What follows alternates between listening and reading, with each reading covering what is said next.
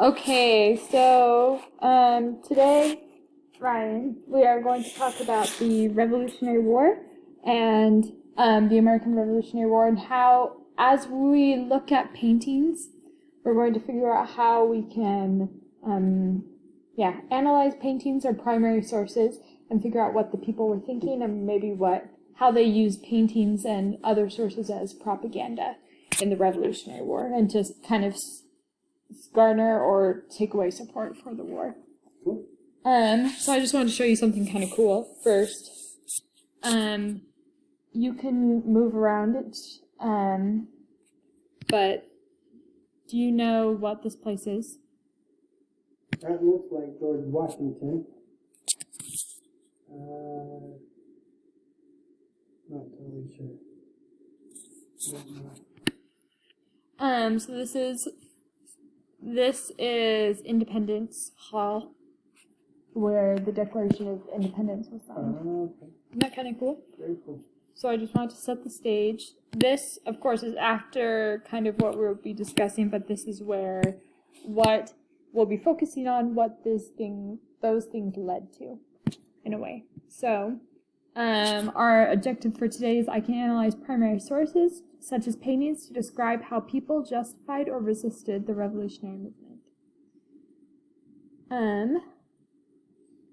So, would you be able to watch this video? Sure. And we'll play until... No, do you want me to pause? No, that's fine. Go ahead. So we'll start the video and we'll watch it until, I think 3 minutes. I'll have to double check. But I'm also going to pause the screencast while Ryan watches the video. Alright, so Ryan just finished watching the video in which he was considering issues that led the Patriots to desire to declare independence, and things that they were trying to do while they were doing that. So we'll continue. Here's one question. So Ryan, if you were a patriot or a supporter of the revolution, what issues might you focus on to demonstrate the need to declare independence from Britain? So go ahead and type in your answer there.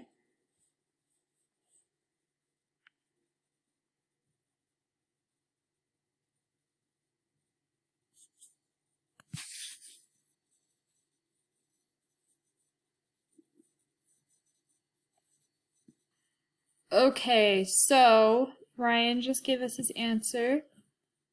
I hate that they don't give us any representation. I just really enjoy dumping tea out into large bodies of water and the Boston Massacre. They massacred. Okay, thanks, Ryan. So, you would focus on them not giving representation, and then tea? Yeah, the excessive tax on tea. I see. Alright, great. Awesome. So I'll just share that with everyone and everyone can see that. Luckily it's only you, but alright, so now let's say that you were drawing a painting and are trying to get this out to the people in the United States. How would you draw, or what would you paint? How would you portray the British if you're trying to get support for the revolution? Go ahead and draw something to kind of show how you would make people not like the British and get support for the revolution. I'm going to pause this screencast again so we can get Ryan's drawing. Okay, so Ryan just submitted his image. This is the British guy, Ryan. Alright, he's saying, you work for me and you don't get any representation. And he seems really ugly and mean with his little scribbled mouth. Great. So they seem very mean and kind of evil. Yeah. I'm going to share this so everyone can see it. I'll close that. Right, so it's now been shared. Okay. Great, thank you, Ryan. So, interestingly enough, the people, or Americans, I guess we can call them, even though they weren't necessarily Americans yet, at this time did create images and propaganda kind of to spread the message of the revolution and that this was something that needed to happen specifically. So I'm going to show you how to analyze these primary paintings or these primary sources, or I guess this is a print, and kind of figure out what you need to look for to analyze them. So first thing is you look at the source. So you'll see at the bottom of the image is the source, which is called Join or Die. It's by Benjamin Franklin, who, if you did research, if you already knew, he was one of the big supporters and one of the big people that pushed for the revolution. And he published in the Pennsylvania Gazette. So it was an American magazine or newspaper, I think newspaper, in 1754. So this is before they declared independence. So you always need to consider like the name, who it was, and what date it was. And this can give us an idea of, is this, like, when is it? Was it done aftermath? So would it be an accurate representation of what the people were feeling at the time? And this was done before. So I would say that it probably is a good representation of things leading up to the Revolutionary War. And then that we see it's Benjamin Franklin. We know who he is and which side he was on, that he's probably against the British. And so when we keeping that in mind, we look at the image, and it's a snake, and these are each of the states as part of the snake, and they've been chopped up. So they're all separate. And it's saying that then join or die. So basically, Benjamin Franklin is saying that we need everyone to be together, or else we're going to fail. So we need to be united in this. We can't just have some people supporting the revolution and others not. We need to join together. So we consider all of this, and if it were another image, we read the text. That's another big thing, and then look at the image and the way that things are portrayed, and that they're separate, and it's a snake, which is powerful. And so these are some things that we can consider when analyzing an image. And after analyzing that, I could say that this image was created to support the revolution and to encourage people to band together to be a part of it and to stand against the British. And that's from looking at the image and then looking at the source. So, now we're going to do a quick poll. Ryan's the only one on here, but when you look at this image, it might be a little bit hard to see. Could you see it very well? Yeah. Okay. So when you look at this image, which side do you think the artist is on? I think the artist is a patriot. All right, great. Okay, so there's 100% of the people, so Ryan, are on the patriot, and that's right. Yes. Great. So, why would you say that? Or I guess we'll look at this in just a second. I'm pretty sure. Okay, great. Thanks, Ryan. So let's do we'll do a practice together. So what's one of the first things that, if we're analyzing this painting or this print, what is one of the first things that you look at, Ryan?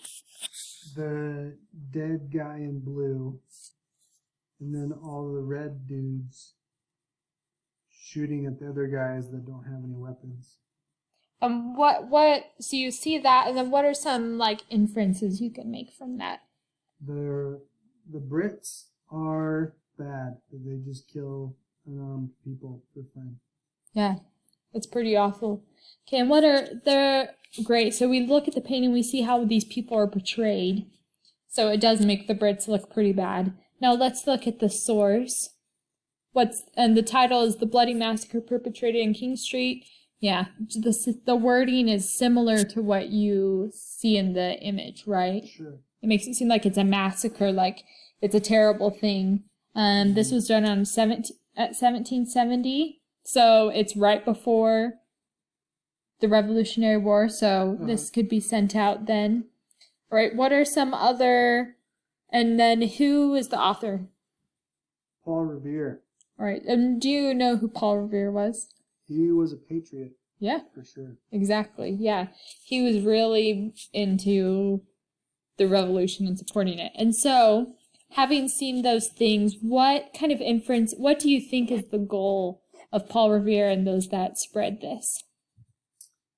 I think just to show how evil the Brits are and to kind of provide a cause for the other patriots to give a reason to fight. Right. Great. Stand up to them. Okay, cool. So, all right. Great analysis. All right, so let's do one more. And this one I'm going to have you do by yourself, Ryan. So kind of while you're looking at this image and the source, kind of tell me out loud what you're thinking. First, you can make observations and then create an inference, and then kind of tell me what use is this propaganda. This one might be a little bit harder, but go ahead and see. Okay. Tell me what you see. Or you can look at this one too if you need. Is the Bostonians paying excise fee on time? This one's a little bit more difficult. So if you have questions, let me know. Yeah. Okay. So, I don't know who Robert Sayer and John Bennett are, but it was published or whatever in Great Britain. And kind of from the title, some homies from Boston are tarring and feathering the British dude. I think the British guy, Is the that right? excise. Yeah. I'm not sure if I'm saying it the right way, but basically like someone that's collecting taxes. Cool. Yeah, so I think they're trying to portray that the Americans or the Bostonians or Patriots or whatever are ruthless and evil as well. So kind of the opposite of the other one. Great. Okay, yeah. So we can see how they're using this as propaganda and to show that the Americans aren't doing a good job and that there are issues with what they're... Yeah, that maybe that their cause isn't fair or noble enough in a way because they seem pretty ruthless. Great, good job. So I'm going to do one quiz. And go ahead and take that. Which useless should you consider the primary source of heat? And there will be multiple answers for this one. So I'm going to pause this while Ryan takes the quiz. Okay, so Ryan submitted his answers. He did A, C, D, and E, and he was correct with those. So, wait a second, I'm going to pause this. All right, so great job, Ryan. And you got 100% on that, and you found the things that you should share. Okay, great. So, these are just the sources that we used, but, yeah, that was the lesson over painting analysis.